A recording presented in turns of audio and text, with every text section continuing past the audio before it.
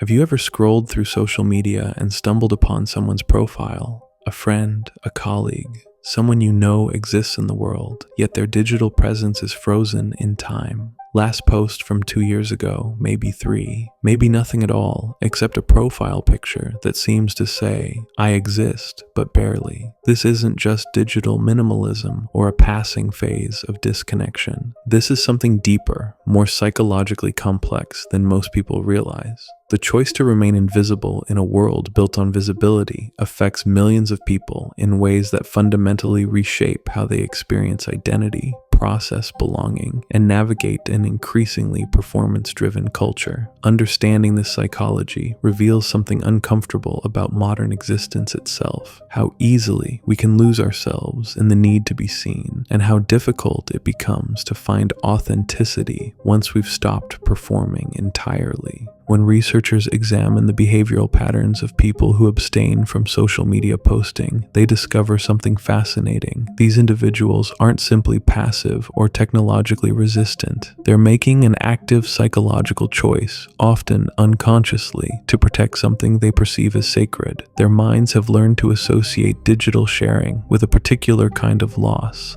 of privacy, loss of authenticity, loss of ownership over their own experiences. This isn't antisocial behavior or fear of technology. It's psychological self-preservation in an environment that demands constant self-commodification. But how does someone arrive at this psychological state in the first place? The path to digital silence rarely happens overnight. It's usually a gradual process that begins with seemingly small realizations or disappointments. Maybe it started with posting something vulnerable and watching it get ignored while trivial content exploded with engagement. Or perhaps it was sharing something meaningful and having someone reduce it to a thoughtless comment that missed the point entirely. Maybe it was the slow, creeping recognition that every time they posted, they weren't actually experiencing the moment. They were already thinking about how to frame it, what caption would resonate, what angle would get the most response. Each of these experiences creates what psychologists call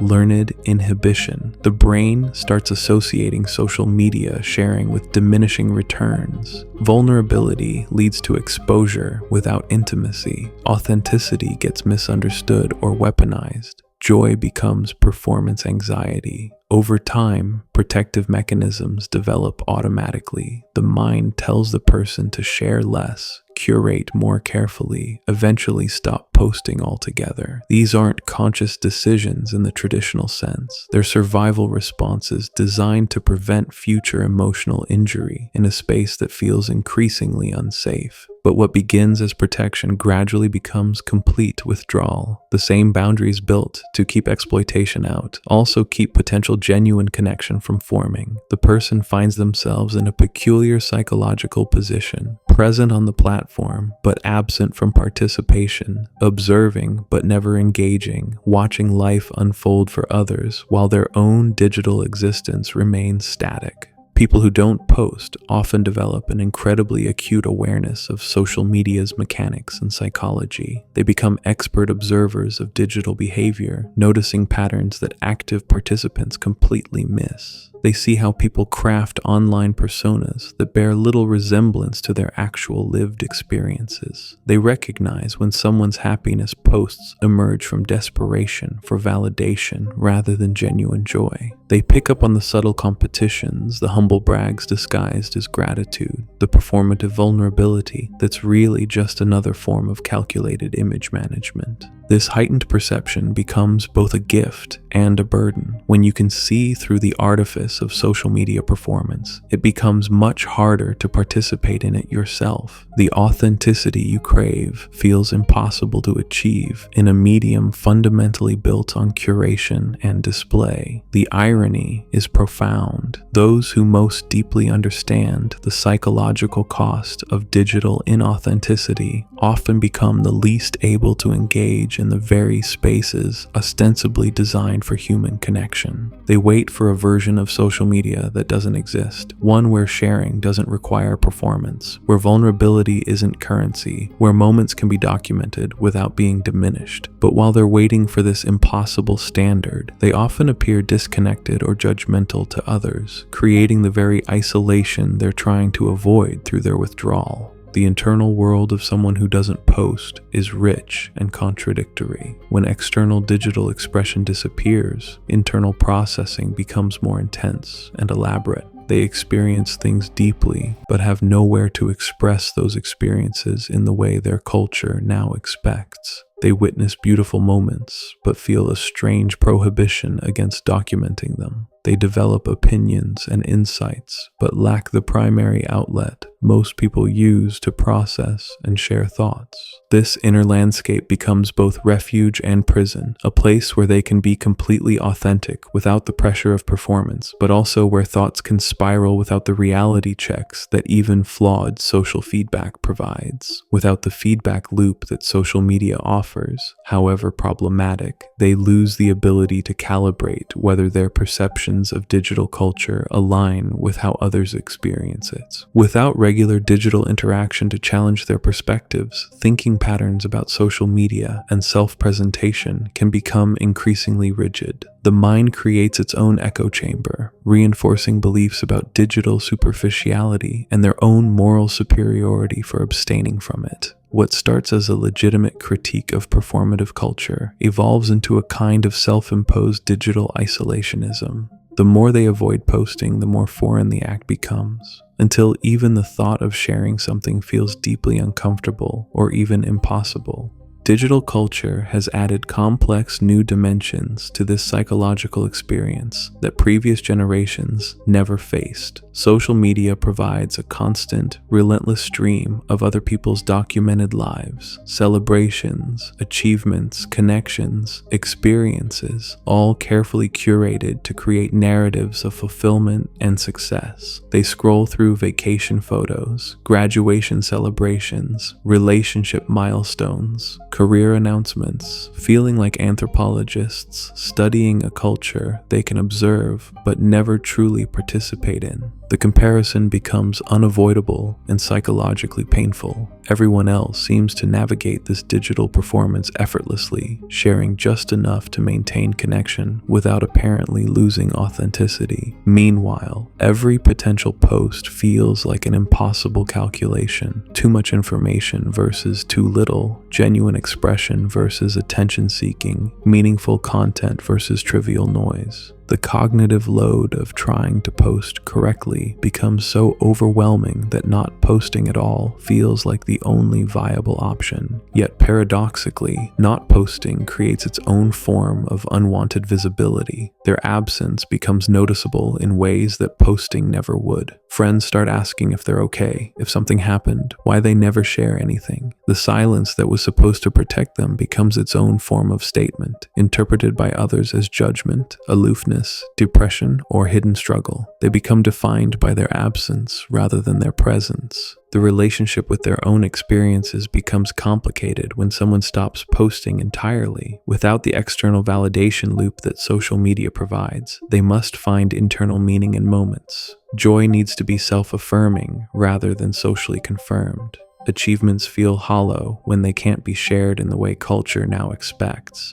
Beautiful experiences lack witnesses in the digital sense, which somehow, irrationally, makes them feel less real or less legitimate. They develop what might be called experiential hoarding. They accumulate moments, stories, and insights with nowhere to express them in culturally recognized ways. They imagine future conversations where they'll finally share all these saved experiences. But when those conversations arrive, if they ever do, the stories feel outdated and the emotions have lost their immediacy. They realize they can't download years of unshared life onto another person without overwhelming them. The experiences that felt so significant in the moment have become private memories that don't translate easily to narration. The psychology of not posting also involves a complex relationship with control and autonomy. Some days bring relief in their digital invisibility, the freedom from performance anxiety, the absence of social comparison, the protection of privacy in an oversharing culture. Other days bring fear that they're missing something essential, that they're failing to document their life in ways they might later regret, that they're losing social relevance in a world where digital presence increasingly equals existence itself. This oscillation between liberation and loss becomes its own form of psychological tension. They feel simultaneously freed from and excluded by a system they can observe but not comfortably participate in. What makes this particularly challenging is how it affects their sense of presence in others' lives. Without social media presence, they literally disappear from many people's awareness in tangible ways. Out of sight becomes out of mind in the most literal sense possible. Friendships that once felt substantial fade because they're not reinforced through the ambient awareness that social media provides. The likes, the comments, the shares that say, "I'm still here, I still care, you still matter to me." They discover that many modern relationships exist primarily through digital maintenance rituals rather than deep connection. By refusing to participate in this maintenance, they inadvertently signal disinterest or disconnection, even when neither is true. They become exceptional at deep, in-person connection, while simultaneously losing the ability to maintain the broad social network that defines contemporary social life. They have a few intensely close relationships and nothing in between. No casual friendships, no acquaintances, no weak ties that research shows are actually crucial for opportunity, belonging, and well-being. The anticipation of posting becomes impossible even when they want to share something. They spend hours crafting what they believe would be the perfect post, only to delete it before publishing. They rehearse captions endlessly, trying to strike an elusive tone, not too earnest, not too detached, meaningful but not pretentious, personal but not oversharing, authentic but not boring. By the time they've perfected the hypothetical post, the moment has passed, and sharing it feels forced or false. The spontaneity that makes social media feel genuine and connective has been replaced by such intense self-consciousness that authentic expression becomes functionally impossible. The very act of trying to be authentic on social media creates a performance of authenticity that feels more inauthentic than simply not posting at all. Their internal critic grows louder and more authoritative in the absence of external feedback. Without social media to provide perspective, however skewed and problematic, on how others perceive them, they can become trapped in cycles of harsh self-judgment about their digital absence. The voice in their head becomes the only voice evaluating their worthiness of being seen, heard, witnessed in digital spaces. It asks devastating questions that have no good answers. Who would even care what you post? What makes you think your life is interesting enough to share? Why would anyone want to see this? Isn't posting just narcissistic attention seeking anyway? Don't you think you're above all this? These thoughts, unchallenged by actual engagement or external perspectives, become assumed truths rather than cognitive distortions. Time and memory take on different qualities when you don't document life digitally. Experiences feel more vivid in the immediate moment because attention isn't split between living and documenting, between experiencing and framing. Colors seem richer when you're not viewing them through a camera lens first. Conversations feel fuller when you're not simultaneously thinking about how to describe them later. The present moment becomes more accessible.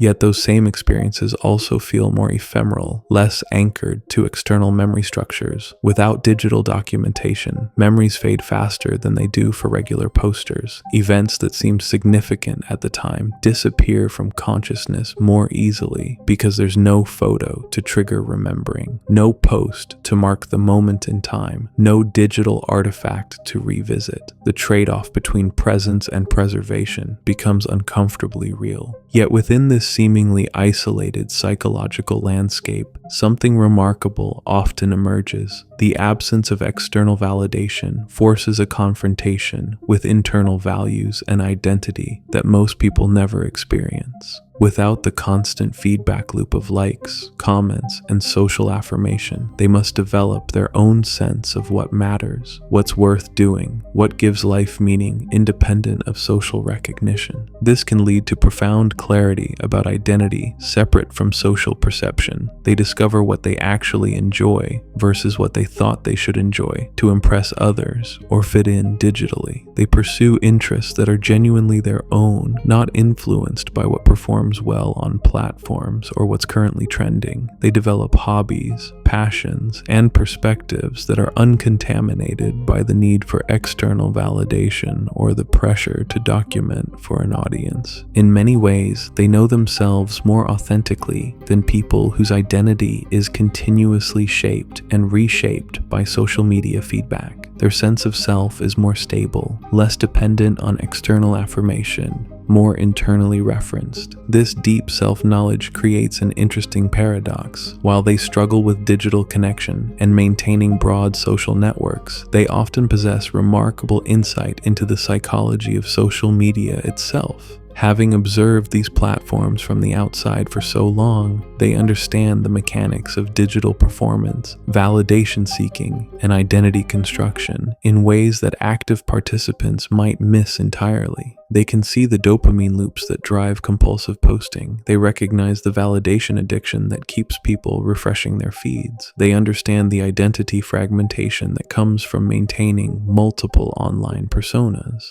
They perceive the comparison traps that generate anxiety and inadequacy. They notice the psychological toll of constant self-presentation. All the psychological pitfalls that others experience unconsciously, they can articulate with unsettling clarity. But this clarity becomes another barrier to participation. Once you see how manipulative platform design is, how artificial the metrics are, how performative the interactions have become, participating feels like knowingly walking into a psychological trap. You can't unknow what you've learned about how these systems exploit human psychology for engagement and profit. The concept of authenticity becomes simultaneously more important and more elusive. They crave genuine expression, but can't find a way to achieve it through platforms specifically designed to incentivize performance over authenticity. They want connection, but not through mechanisms that commodify intimacy and turn relationships into content. They value documentation, but refuse to reduce meaningful experiences to optimized posts. This creates a psychological double bind that feels impossible to resolve. Their values make social media participation feel inauthentic and exploitative, but their abstention creates isolation and disconnection that contradicts their fundamental human need for belonging and community. So if you've ever felt that quiet resistance to posting, that persistent discomfort with documenting your life digitally, that sense that sharing somehow diminishes rather than enhances experience, know that you're not simply being difficult, contrarian, or antisocial. You're experiencing one of the most profound tensions of modern existence. The conflict between our deep human need for authentic connection and the increasingly performative, commodified mechanisms through which that connection is now supposed to occur. The psychology behind not posting reveals something both troubling and validating about contemporary digital culture, that many people intuitively recognize something is fundamentally wrong with how we're being asked to present ourselves, package our experiences, and perform our identities, but feel powerless to opt out without facing significant social consequences and isolation. But understanding this psychology also reveals possibility and path forward. Those protective barriers that feel so rigid can actually become discerning boundaries when consciously chosen rather than unconsciously built. The hyper-awareness that exhausts you can transform into valuable media literacy and digital wisdom. The internal clarity you've developed through stepping back doesn't have to lead to permanent isolation. It can guide you toward more intentional, authentic forms of digital engagement on your own terms, if and when you choose. Because awareness is the first step toward intentional choice rather than reactive avoidance. When you understand why you resist posting, you can make conscious decisions about when and how to engage digitally rather than operating from unconscious withdrawal or compulsive avoidance. Your depth, your skepticism, your hard-won understanding of digital authenticity and platform psychology aren't obstacles to connection. They're exactly what modern digital spaces desperately need more of. The world needs people who understand that not everything requires documentation or broadcast, who recognize that privacy has intrinsic value beyond just having something to hide, who can distinguish between genuine sharing, motivated by connection, and performative display, motivated by validation seeking, who can participate in digital culture without being consumed by it. Your experience of digital silence, as isolating as it may have been, has given you something genuinely precious: the ability to recognize authentic connection when it finally appears, in whatever form it takes, digital or otherwise, the capacity to value presence over performance, substance over appearance, depth over reach. An authentic connection will appear, not in the perfectly curated digital relationship you might have imagined or that platforms promise, but in the imperfect, inconsistent, beautifully human way that real connection always manifests, through people who value your presence more than your posts, who seek your actual thoughts more than your digital content, who see you not as a profile to follow or content to consume, but as a complete person worth knowing beyond any screen.